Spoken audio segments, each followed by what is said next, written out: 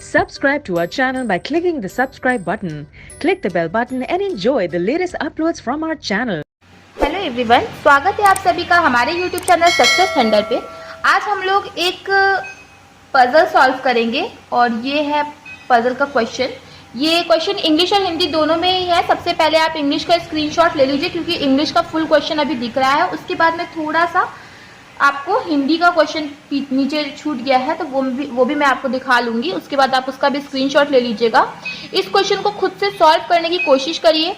जो लोग लगातार जो है एग्ज़ाम दे रहे होंगे या स्पीड टेस्ट दे रहे होंगे तो वो लोग ये चीज़ जानते होंगे कि इस तरीके के क्वेश्चन कितनी ज़्यादा एग्जामिनेशन में आते हैं और इस तरीके का क्वेश्चन की अगर सही अप्रोच फॉलो ना की जाए तो लोग जो है अननेसेसरी ज़्यादा टाइम उस पर वेस्ट कर देते हैं, जबकि इतने समय इस क्वेश्चन पे देने की ज़रूरत नहीं होती है।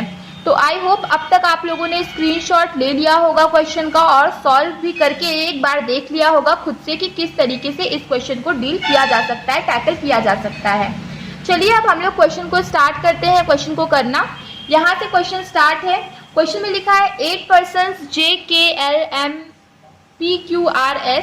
8 लोग हैं और ये लोग 2 अलग अलग महीनों में were born on 2 different dates। Sorry, ये लोग 2 अलग अलग डेट्स में जन्म लेते हैं और वो जो डेट्स हैं वो क्या है, 5 है और 12 है और 4 different months और 4 अलग अलग महीनों की डेट है। ठीक है, 4 अलग महीनों के आगे नाम भी दिए हुए हैं, January, September, October and November, but not necessarily in the same order. जरूरी नहीं कि इसी क्रम में हो।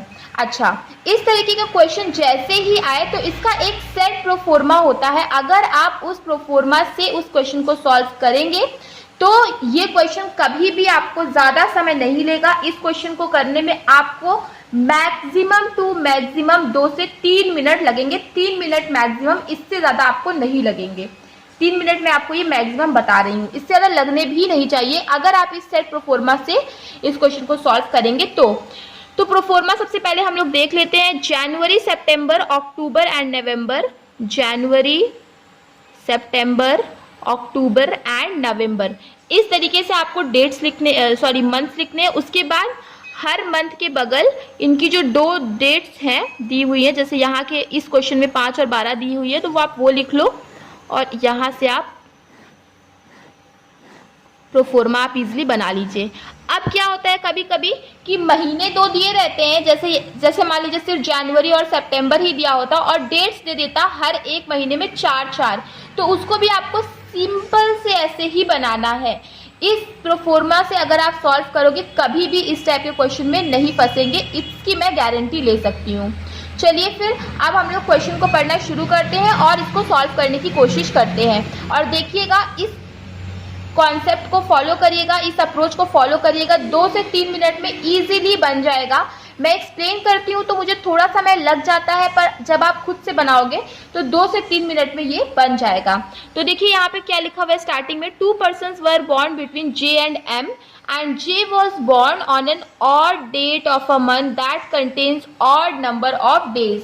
ठीक है, तो मतलब J और M के बीच में 2 लोगों का जन्म हुआ है। ये चीज़ हम लोग पहले नोट कर लेते हैं। और ये भी बोला है कि J जो है वो एक ऑड डेट में जन्म लेता है और एक ऐसे मंथ में जन्म लेता है जिसमें कि ऑड नंबर ऑफ डेज भी है। ऑड नंबर ऑफ डेज जैसे कि जनवरी में कितने डेज होते हैं, 31 डेज होते हैं। उसी तरीके से सितंबर, अक्टूबर और नवंबर के आपको डेज लिखने हैं, ये बहुत ही इंपॉर्टेंट होता है। तो चलिए हम लोग फटाफट से डेज लिख देते हैं कि कौन से महीने में कितने डेज होते हैं। जैसे सितंबर में 30 डेज होते हैं, अक्टूबर में 31 डेज होते हैं और नवंबर में अगेन 30 डेज होते हैं। ये लिखना बहुत ज़रूरी होता है। अच्छा, तो अब देखिए कैसे फटाफट से इस क्वेश्चन को हम लोग मिनटों में सॉल्व कर लेते हैं। तो इसमें लिखा है कि J जो है वो एक ऑड डेट को जन्म लेता है। तो ऑड डेट, देखिए डेट तो 2 ही है, 5 और 12, मतलब J किसी न किसी 5 तारीख को जन्म लेगा। Of a odd number of date of a month that contains odd number of days. तो देखिए ऑड नंबर ऑफ डेज या तो जनवरी में है या तो फिर अक्टूबर में ही है। तो J या तो जनवरी की 5 तारीख में जन्म लेगा या तो फिर अक्टूबर की 5 तारीख को जन्म लेगा। यही 2 ऑप्शन है। आगे देखते हैं, 3 persons were born between M and S, तो ये वाला तो आपका सॉल्व हो गया। उसके आगे है कि M और S के बीच में कितने लोग का जन्म हुआ है, 3 पर्सन का जन्म हुआ है। R was born on the same date of just after month on which M was born। देखिए M के जस्ट आफ्टर मंथ, ठीक है, M के जस्ट आफ्टर मंथ में कौन जन्म लेता है, R जन्म लेता है, और ये दोनों का जो डेट है वो सेम है, ठीक है। M और R जो है ये दोनों सेम डेट पे जन्म ले रहे हैं, और M जो है जिस महीने में जन्म ले रहा है उसके जस्ट बाद वाले महीने में कौन जन्म लेता है, R जन्म लेता है। यही तो क्वेश्चन में लिखा है, R was born on the same date of just after month on which M was born। उसके बाद क्या लिखा हुआ है, L was born immediately before K, K के जस्ट पहले ही L का जन्म होता है। P was born before Q but after M, ठीक है, P जो है वो Q के पहले जन्म लेता है लेकिन M के बाद जन्म लेता है। तो ये सारे जो कंडीशंस थे देखिए हम लोग ने नोट कर लिए। अब हम लोग इससे ही इस क्वेश्चन को बनाने की कोशिश करते हैं। तो सबसे पहले हमें देखना क्या है कि G और M के बीच में 2 लोग हों। तो देखिए एक गलती हो गई कि मैंने इसको क्रॉस कर लिया, क्योंकि अभी तक मैंने M का जो है प्लेस फिक्स नहीं किया था, मगर क्रॉस कर देता। तो चलिए फिर अभी इस गलती को सुधार लेते हैं और ये वाला करते हैं।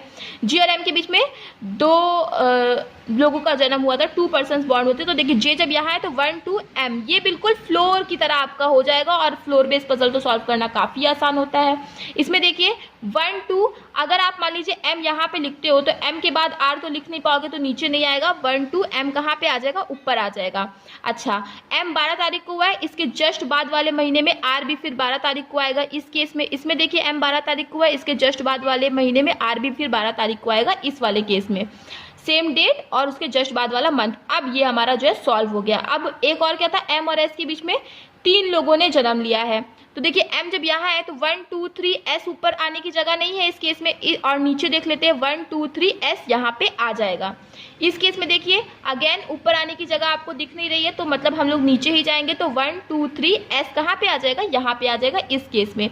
ये कंडीशन भी आपकी सॉल्व हो गई है। अब क्या बोला था, L के जस्ट नीचे आएगा, L के जस्ट बाद जन्म लेता है K। तो देखिए इस केस में यहाँ पे अगर मान लो आप यहाँ पे L लिखते हो, जस्ट बाद K लिख लोगे। L यहाँ पे लिखोगे तो K लिखने की कहीं जगह नहीं बचेगी, L यहाँ लिखोगे अगेन K लिखने की जगह नहीं बचेगी। उसी तरह यहाँ पे भी है कि अगर L आपने यहाँ लिखा तो K लिखने की जगह नहीं बचेगी। तो केवल एक ही हमारे पास जगह थी जहाँ पे हमने लिख लिया।